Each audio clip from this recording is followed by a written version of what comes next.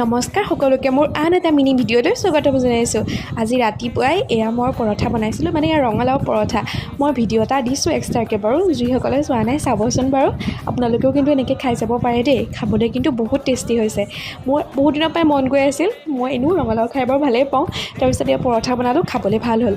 ইফালে এয়া দেখিছেনে বতৰটো কান্দিয়ে আছে বতৰটোৱে, জানেনে? আপোনালোকৰ ফালে বাৰু বতৰ কেনেকুৱা হৈ আছে? এইকেইদিন আমাৰ ফালে যে এৰাই নাই বতৰে।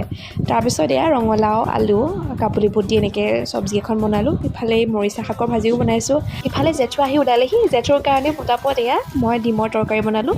জেঠুকো ভাতকেইটা খাই যাব ক'লোঁ, সেইকাৰণে এয়া পটাপট মই ভাতকেইটা বনাইছোঁ, ৰেডি কৰিলোঁ। তাৰপিছত এয়া আমি চবেই ভাত খাবলৈ বহিলোঁ। এনেকৈ খালোঁ আৰু দালি, ভাজি, শাকৰ ভাজিও আছিল। তেনেকৈ মিলাই কৰি ভাতকেইটা খালোঁ। তেন্তে আজিলৈ ভিডিঅ'টো ইয়াতে সামৰিছোঁ দেই। আপোনালোকে মোৰ যোৱা ভিডিঅ'কেইটাত ইমান বেছি মৰম দিছে, মই বহুত বেছি ধন্যবাদ জনাইছোঁ। আগলৈকো মৰম দি থাকিব দেই।